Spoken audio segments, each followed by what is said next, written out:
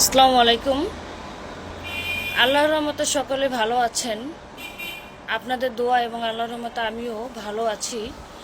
আমার কাছে অনেকে ইনবক্সে মেসেজ দিয়ে জানতে চান যে হিজড়া এবং প্রতিবন্ধী সন্তান কেন হয়, এটার করণীয় কি এবং কি কারণে এই হিজড়া এবং প্রতিবন্ধী সন্তান হয়।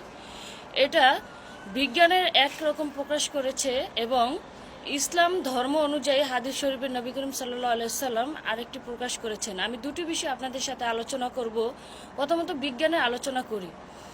এক্স এবং ওয়াই মিলিত হয়ে যখন ডিম্বাণু এবং শুক্রাণু যখন মিলিত হয়, এক্স এবং ওয়াই, এক্সটা হলো নারীদের ডিম্বাণু ক্রোমোজম এবং ওয়াইটা হলো পুরুষের শুক্রাণু ক্রোমোজম। এই দুটো যখন মিলিত হয় তখন ছেলে সন্তান জন্মগ্রহণ করে এবং এক্স এক্স যখন মিলিত হয় তখন কন্যা সন্তান জন্মগ্রহণ করে। এটা হলো বিজ্ঞানের ক্ষেত্রে পুরুষ এবং নারীর জন্মের ক্ষেত্রে। এবং হিজড়া কেন হয়? এক্স এক্স ওয়াই যখন মিলিত হয়, আমি আবারও বলছি, এক্স এক্স ওয়াই যখন ক্রোমোজোমটি মিলিত হয় তখনই হিজড়া সন্তান জন্মগ্রহণ করে।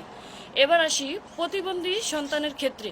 প্রতিবন্ধী সন্তানের ক্ষেত্রে দেখা যাচ্ছে বাবা মায়ের দুজনের রক্তের গ্রুপ যদি একই হয় এবং একই হওয়ার পরে যদি নেগেটিভ পজিটিভ হয়ে থাকে, সেক্ষেত্রে প্রতিবন্ধী সন্তান জন্মগ্রহণ করেন। যেরকম কারো বাবার যদি বি পজিটিভ রক্ত হয়, মায়েরও যদি বি নেগেটিভ হয়, তাহলে সেই ক্ষেত্রে প্রতিবন্ধী সন্তান জন্মগ্রহণ করে। যদি বি পজিটিভ হয়, সেই ক্ষেত্রে প্রতিবন্ধী সন্তান জন্মগ্রহণ করে না, এবং বি নেগেটিভ হলেও সেক্ষেত্রে প্রতিবন্ধী সন্তান জন্মগ্রহণ করে না। এবার ইসলাম ধর্মের নবী করিম সাল্লাল্লাহু আলাইহি সাল্লাম হাদিস শরীফে কি বলেছে, আমি সে বিষয়ে আলোচনা করছি। ধর্ম অনুযায়ী ইসলামে কিছু বিধিনিষেধ রয়েছে। সেই বিধিনিষেধগুলো আমরা না মেনে যখন সহবাসে যাই, সেই ক্ষেত্রে আমাদের হিজড়া সন্তান এবং প্রতিবন্ধী সন্তান জন্মগ্রহণ করে। প্রথমত আমরা হিজড়া সন্তান কেন জন্মগ্রহণ করে সেই বিষয়ে আলোচনা করছি। হিজড়া সন্তান জন্মগ্রহণ করার কারণ একটি, সেটি হলো মেয়েদের পিরিয়ড চলাকালীন, লক্ষ্য করে শুনবেন, মেয়েদের পিরিয়ড চলাকালীন যদি কোনো স্বামী স্ত্রীর সাথে সহবাস করে, সেই ক্ষেত্রে যদি বাচ্চা কনসেপ্ট হয়ে যায়, সেই ক্ষেত্রে হিজড়া সন্তান জন্মগ্রহণ করেন।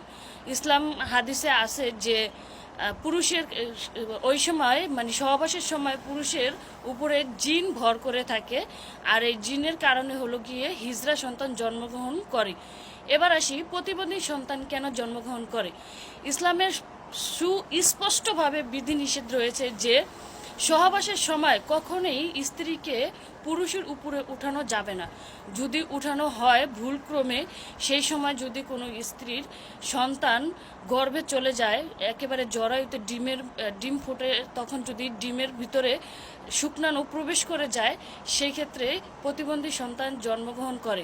তো আমি দুটো বিষয় আপনাদের সাথে আলোচনা করেছি, যে বিজ্ঞান কি বলে হিজড়া এবং প্রতিবন্ধী সন্তানের ক্ষেত্রে, এবং ইসলাম ধর্ম কি বলে হিজড়া এবং প্রতিবন্ধী সন্তানের ক্ষেত্রে।